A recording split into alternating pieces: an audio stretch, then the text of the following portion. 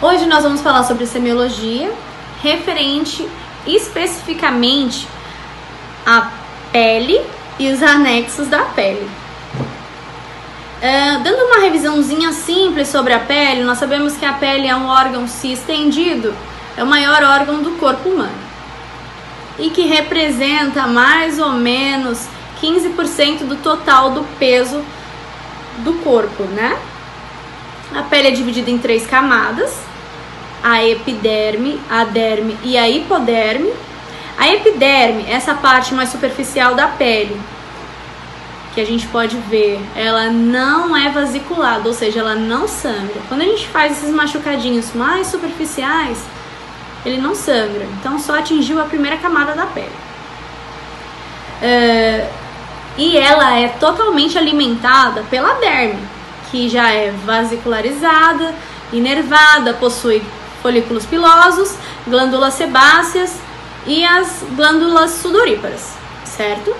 Já a hipoderme, ela é totalmente feita de tecido adiposo e ela serve para união e fixação nos outros órgãos, certo?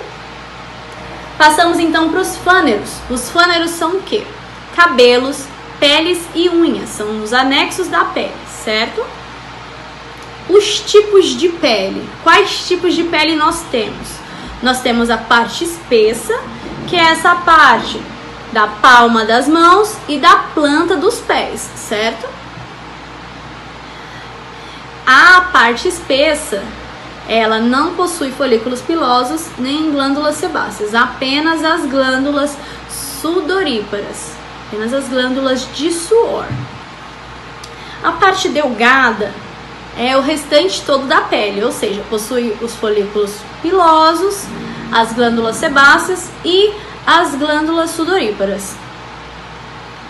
As funções da pele. Nós sabemos que a pele tem uma função principal de proteção, né? E ela nos protege dos agentes infecciosos. Nós sabemos que a pele é um grande aliado nosso com relação a não trazer doenças pra gente, né? Caso ela esteja completamente íntegra. Também nos ajuda com os raios ultravioletas, né? E a parte sensorial também é uma das funções da pele, que é o tato, o sentir. Quando alguma coisa está chegando perto, a gente consegue sentir, certo? E a temperatura. A temperatura é o quê? É a parte do suor, né? Da constrição ou não dos vasos. E aí nós temos a importância da semiologia, da gente fazer esse exame no nosso paciente, que é as pistas que a pele nos dá, certo? A gente sabe que os hábitos da vida vão se expressar na pele, certo? Por exemplo, a palidez, que nos mostra talvez uma reação no caso de uma timidez, da pessoa tá com medo, né? Ou no caso da pele mais avermelhada, quando a gente tá também envergonhado ou com raiva. Isso também pode nos ajudar a entender algum aspecto psicossocial. Por exemplo, uma herpes labial, que existe uma certa exclusão quando a pessoa tem aquilo e às vezes ela se sente tão prejudicada com essa exclusão que acaba tendo, né, puxando para alguns outros casos. Para essa inspeção geral, o que a gente precisa fazer? A gente precisa estar com um local totalmente iluminado para que a gente tenha uma boa visibilidade, certo? No exame físico, a gente vai usar a inspeção, que deve abranger todo o tegumento. A gente tem que observar a pele por inteira. A palpação, que é a gente saber, por exemplo, a elasticidade da pele da pessoa, se existe algum edema por ali. A digitopressão, né? Ou a vidropressão, que é com aquela... Pode ser ou com um copo, por exemplo, né? Ou com aquele filetezinho de laboratório, aquele vidrinho fino. No caso, para saber a respeito de algum roxo, se existe algum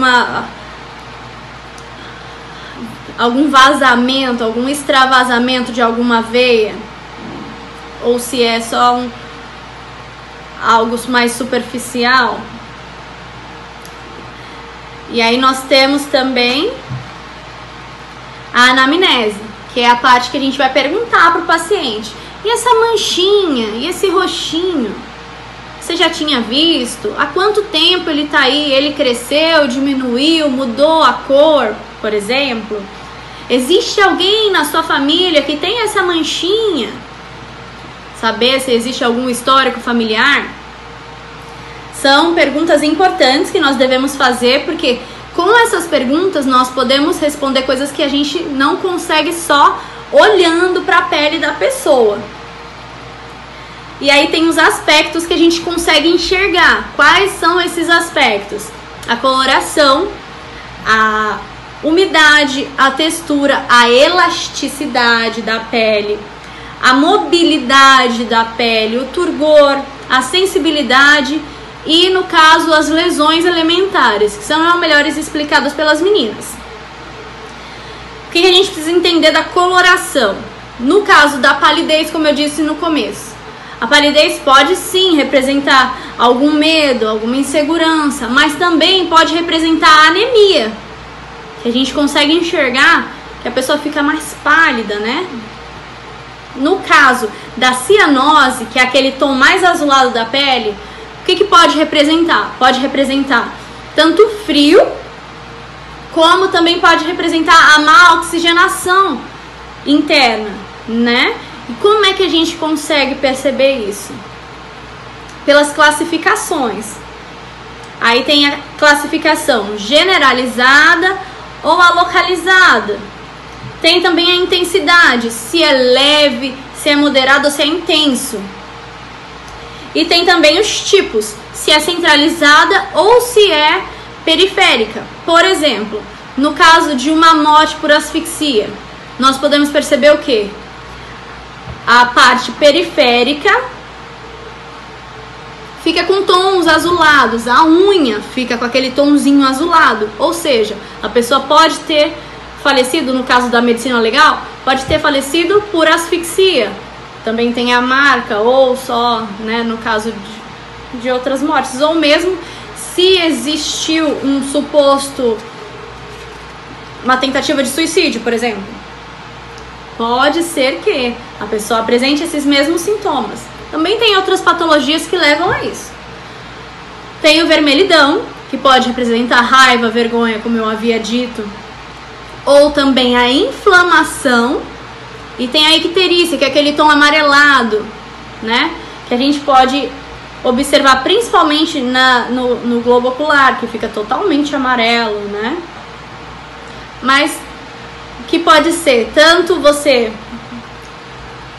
comer, bem difícil, mas pode existir. Você comer, por exemplo, muita cenoura, você ficar aquele tom mais amarelado. Ou também pode ser a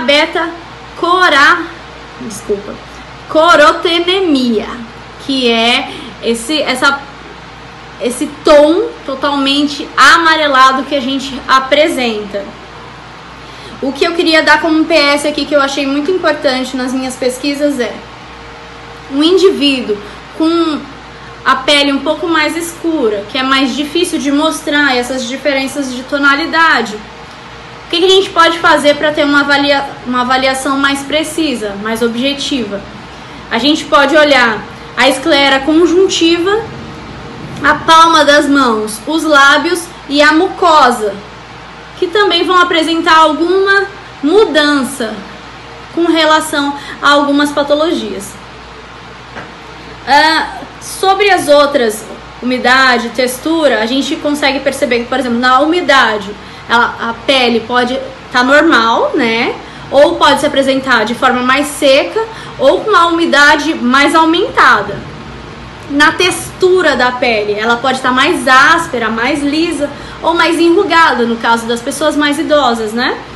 A espessura normal, atrófica ou hipertrófica, que pode ser, no caso, quando a gente tem alguma doença na parte espessa da mão, a gente vê com mais claro, né? Essa diferença na pele.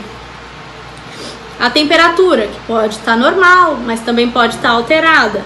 A elasticidade, hiperelasticidade ou hipoelasticidade, que é aumentada ou diminuída. A mobilidade, que pode estar aumentada ou diminuída ou totalmente ausente. O turgor, que pode estar normal ou diminuído.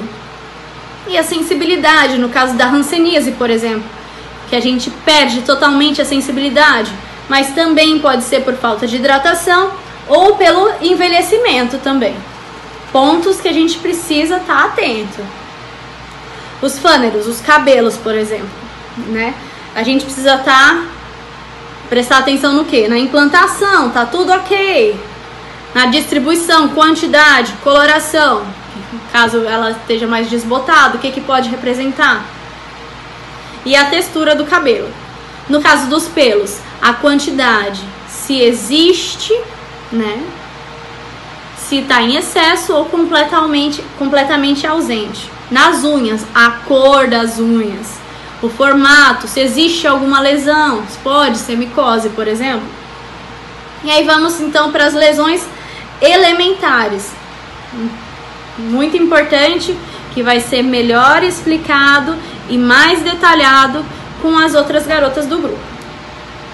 As modificações da pele com relação às lesões, elas podem ser fissura, pústula, pápula, mácula, abscesso, vesícula, placa. As lesões da pele nada são além das modificações que a gente vai conseguir observar e ter uma melhor compreensão disso na prática, né? E ela tem diversas etimologias, podendo ser processos inflamatórios, degenerativos, circulatórios, neoplásicos. Então a gente precisa ter um olhar mais clínico a respeito dessas coisas. A avaliação. A avaliação ela pode ser a gente percebe pela localização anatômica, né? E a distribuição, que pode ser focal, num único lugar, pode ser distribuída em algumas partes do corpo, ou pode ser geográfica, né? Aquela que vai marcando, como tem algumas doenças que elas vão pintando o corpo, né? Vão tomando de conta daquela região especificamente. Aí tem o padrão e a forma, que pode ser anelar ou pode ser linear. E os tipos, que é o eritema, a petequia, né? A equimose, a pápula e as bolhas.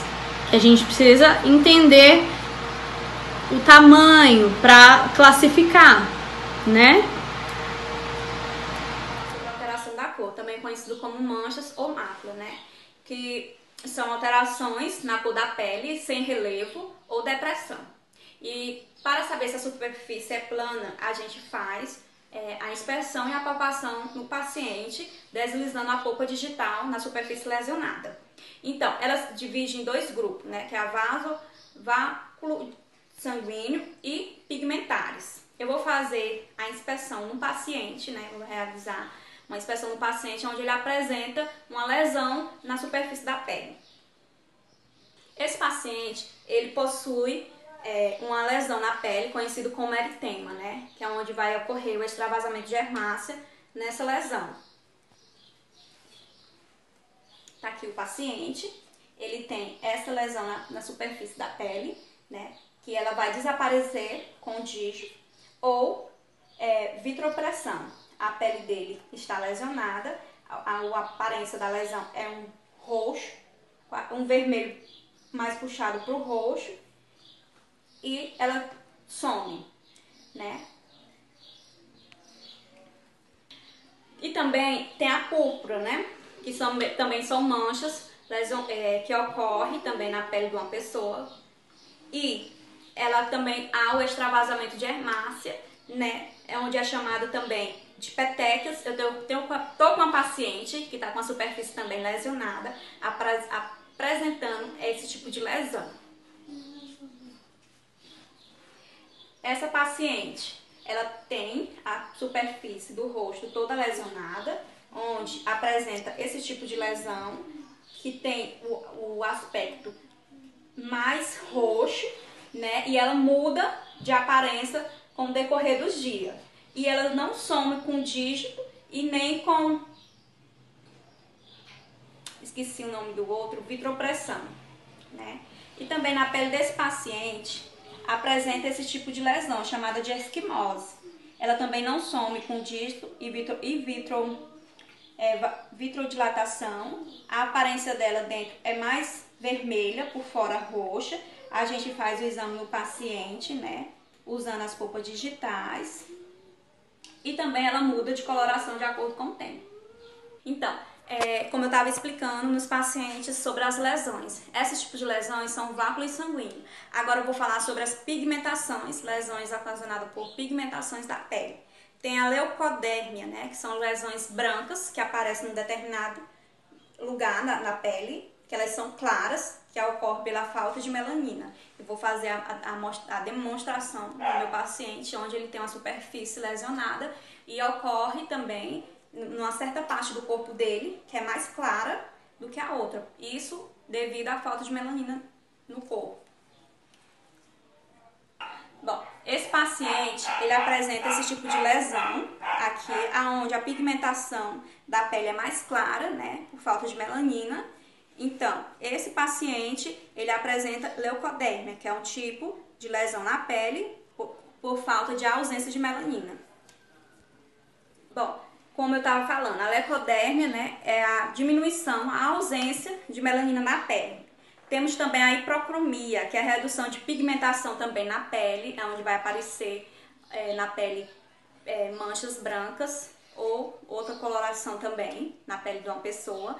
Temos também a acrônia, né, que é a ausência completa de pigmentação na pele do paciente, no caso dos albinos, né, onde eles não têm melanina de jeito nenhum no corpo, não apresenta de jeito nenhum. E hipercromia, cores variáveis para o aumento de melanina ou outros pigmentos como sais biliares e cariotídeos, né, onde a pessoa vai ter manchas, diversas manchas no corpo também. Então, esses tipos que eu acabei de falar são tipos de manchas pigmentares.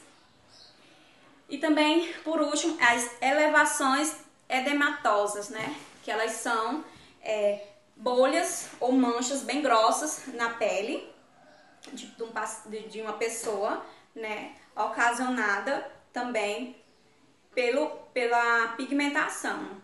E ela se forma tanto na derme quanto na hipoderme.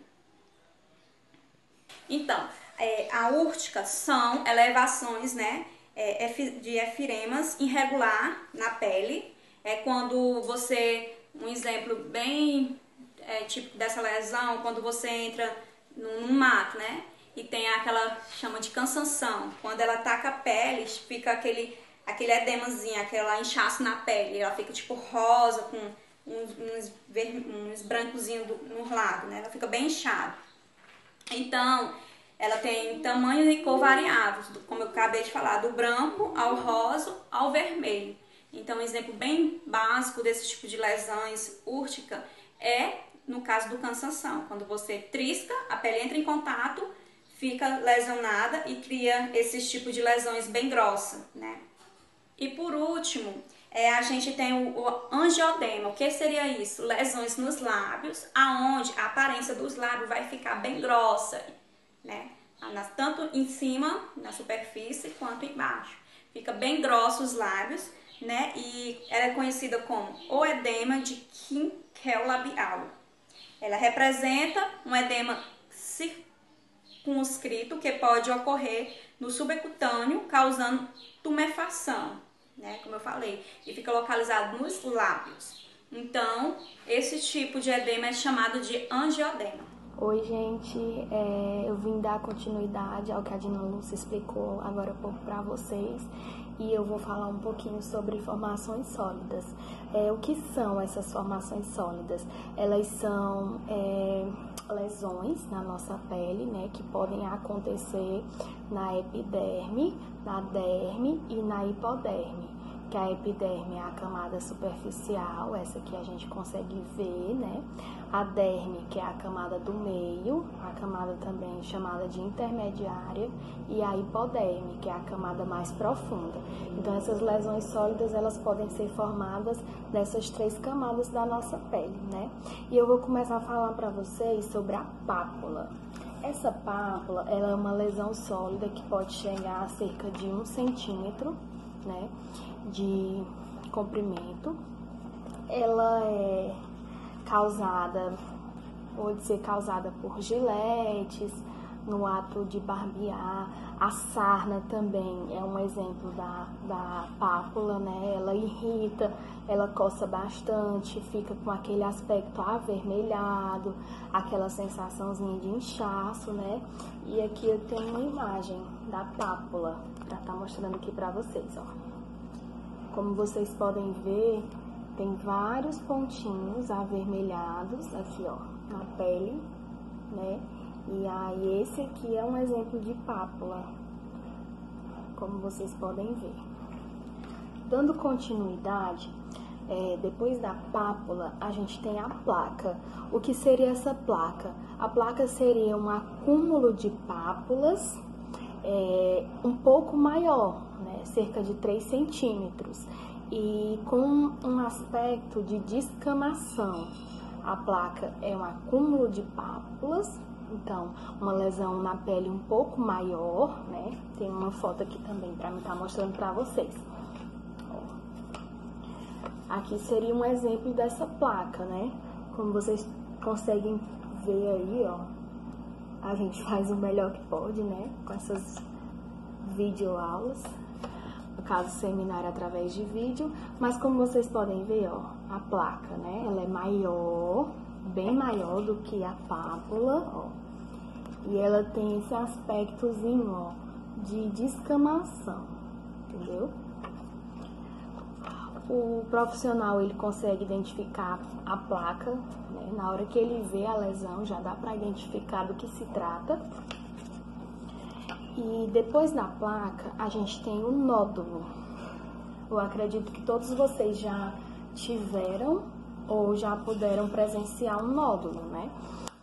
Grande parte das vezes eles são benignos e a gente consegue identificar um nódulo também só olhando, né? Agora depois, para o paciente saber se é benigno, se é maligno, do que se trata, por que formou essa massa em determinado local, aí ele vai ter que fazer um exame, fazer uma biópsia para poder ter um aprofundamento e saber do que se trata, né? Aqui eu tenho um carcinoma, olha aqui, ó. Como vocês podem ver, aqui é um exemplo de um nódulo, né? Ele já é um pouco maior, ele pode ser de 5 até 8, 10 centímetros. E aqui, ó, é um exemplo de nódulo. Pode vir em qualquer região do corpo, depende do que vai se tratar a doença, né? E aqui, tá, como vocês podem ver, ele já é maior do que a placa, o nódulo. Depois do nódulo, eu tenho a nodosidade. A nodosidade, ela também é conhecida como tumor, né? Só é um nome mais... Olha, e aqui eu tenho um melanoma, como vocês, para vocês verem. Ele tem esse aspecto mais escuro, né, no meio e avermelhado ao redor. Ele pode ser até 3 vezes maior do que o nódulo desse tumor, né? E aí vai variar também do que se trata, o paciente vai precisar fazer outros exames, mas através do nosso exame lá com o paciente, a gente vai conseguir detectar do que se trata, né? Por causa do tamanho, do aspecto. Ó, e aqui tá, como vocês podem ver, o tumor. Depois do tumor, que é conhecido como nodosidade, né? Tem o goma, que seria o gômulo? O gômulo é um nódulo, ele é um nódulo que possui líquido no meio. Na parte central ele tem um líquido e pode vir a necrosar, e aí vai depender da gravidade do problema, né? Mas também é possível detectar um goma, ó. Aqui é um exemplo que eu imprimi aqui para vocês poderem ver um pouquinho. Ó, como vocês podem ver, ele tem aqui o nódulo, né? E na parte central, ó, tem esse líquido, né? Que é como se fosse o pus, tá necrosando, ó. Então, aqui ele é duro e avermelhado, e na parte central ele tem o líquido. Então, esse tipo de problema é conhecido como goma, tá? Depois do goma, eu tenho a vegetação. Um exemplo bem conhecido da vegetação é o condiloma acumulado, né? A vegetação, ela tem aquele aspecto de couve-flor, e dependendo da demora que o paciente tenha ou leve para procurar um profissional de saúde, pode ficar enorme, gente. Então, sempre que o paciente detectar esse tipo de problema, é interessante que ele procure um profissional de saúde o mais rápido possível, né? Esse exemplo que eu vou mostrar para vocês aqui de vegetação, ele já tá assim ao extremo, entendeu? Ó, a imagem tá um pouco ruim, né? Mas eu acho que dá para vocês perceberem, ó. Aqui é o órgão genital desse paciente, dessa pessoa, e ele já, olha a situação, como vocês podem perceber, né? Uma imagem muito forte, é uma situação muito triste, né? Que o paciente deixa chegar a esse estado, né? A gente também consegue detectar que aqui é um tipo de vegetação, né? Só em olhar a gente já consegue detectar por causa desse aspecto de couve-flor.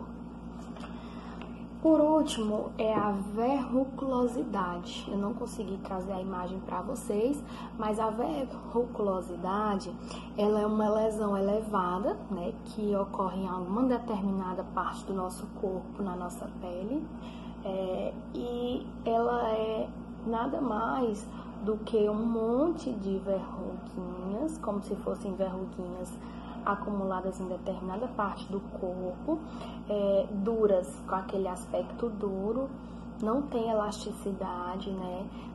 E fica bem escura a região, assim, bem...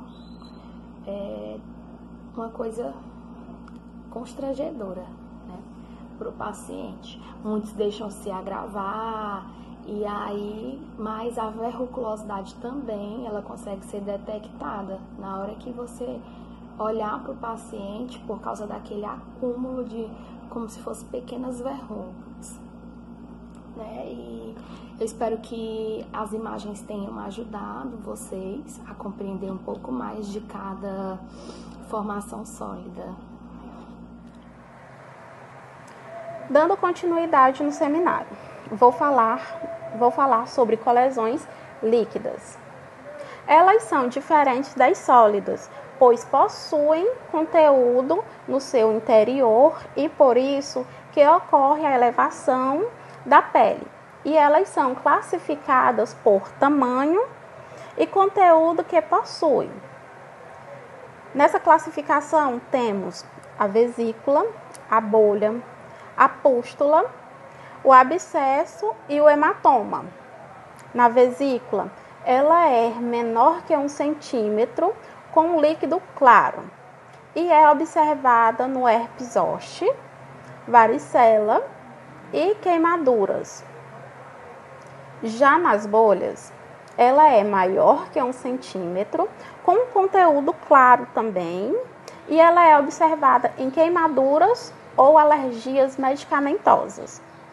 Nas queimaduras, elas são como a vesícula, só que as bolhas vão se agrupar, tornando uma bolha maior. E já nas alergias medicamentosas, a gente pode observar mais elas nos olhos, abaixo dos olhos, criando uma bolsa de água e nos cantos da boca. Já na pústula, ela é menor que 1 centímetro, já com o conteúdo dessa vez purulento, e pode ser observada na varicela zoster e acne purulentas. Já no abscesso, ele já vai ser 1 centímetro maior e com conteúdo purulento também, da pele ou de tecidos subjacentes. Os sinais flogísticos podem estar presentes como edema, dor, rubor e calor. Neste caso, são chamadas de abscessos quentes. E quando ausente os sinais de inflamação, são chamadas de abscessos frios. Estão presentes em casos de furunculose e entre outros. Já no hematoma, trata-se de lesão formada por derrame de sangue na pele ou tecidos subjacentes, diferendo-se da equimose, por haver alteração de espessura, um relevo no local.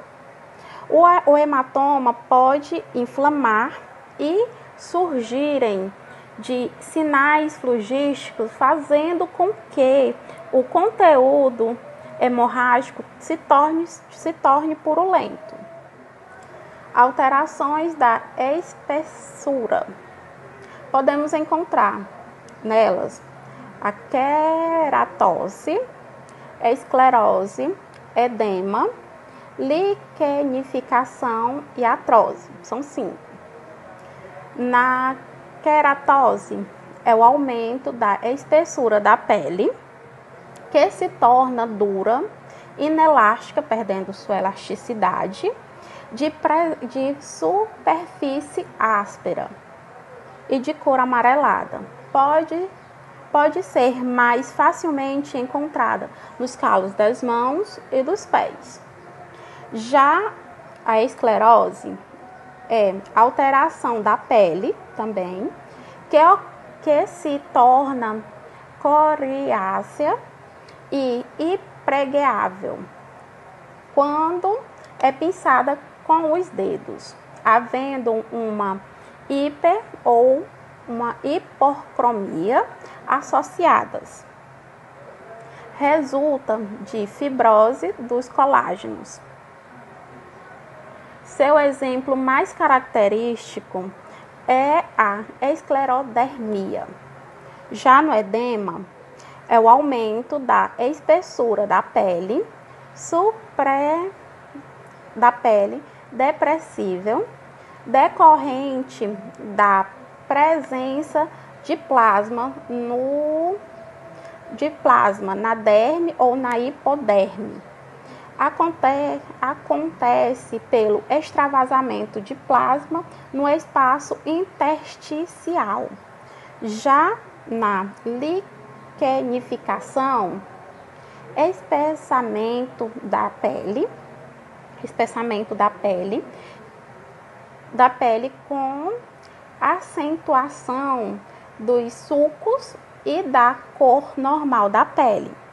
Comumente, a pele torna-se castanho escura e pode ser vista em eczemas liquidificados ou em áreas repetitivas de coçaduras. Já a atrofia é uma lesão por diminuição da espessura da pele.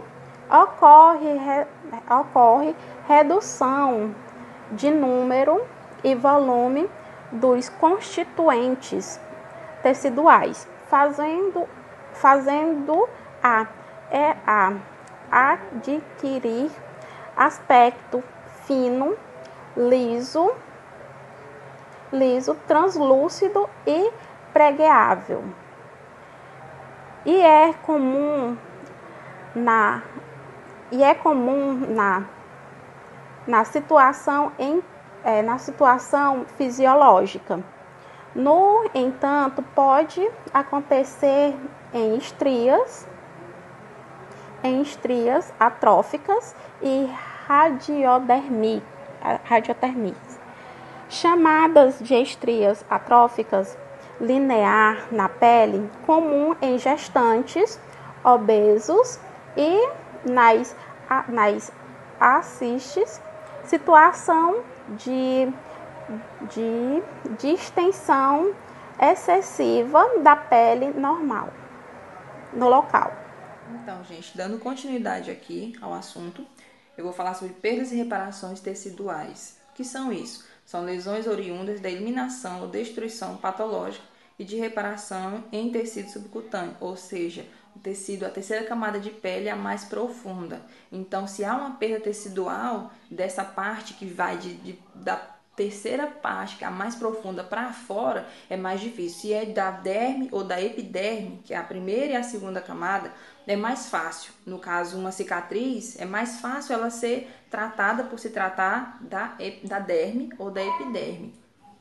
Então, tem a parte da escama, que é uma alteração da pele, exulceração, ulceração, fissura, crosta e cicatriz. Aí eu vou falar um pouco sobre essas questões, o que acontece, qual é o exame, quais são os exames, a visão geral dos exames que tem que ser feito nesse tipo de problema de pele é a visão do exame físico, no caso da psoríase, é a investigação da família, que é escamas. No caso da escamas, a psoríase, que é a investigação da família, ou o exame clínico, que é a biópsia. No caso da ulceração, que é a úlcera, mudança de decúbito, a visão geral, que em todos envolve todos, a visão panorâmica, a visão o exame da cor, da pele, como é que está aquela área da pele onde está danificada, como é que está a questão nutritiva do paciente. Tudo isso é o exame físico, é a visão panorâmica, a visão geral. Também envolve no local onde vai fazer esse exame, pode ser no consultório, pode ser no hospital, pode ser até mesmo na casa da pessoa que tiver acamada. Tem que se haver uma luz própria, no caso uma luz fluorescente, porque se tiver uma luz de outra cor, pode atrapalhar no exame, porque a luz pode prejudicar, pode dar uma cor que não seja a cor real daquela cicatriz, ou daquela úlcera, ou daquela escama, que no caso a psoríase. O exame físico, acabei de falar, o exame físico, a visão geral, panorâmica. O exame clínico, como é a psoríase, como outras, envolve o quê? Fazer uma biópsia. No caso da exulceração, que é um carcinoma, câncer de pele, envolve saber a questão da cor, se há sangramento, no caso do câncer de pele. Tem que fazer o exame clínico também. Tem que fazer exame de sangue também. Entendeu? A inspeção, visão geral, a palpação, no caso da úlcera, a palpação é feita com a seringa.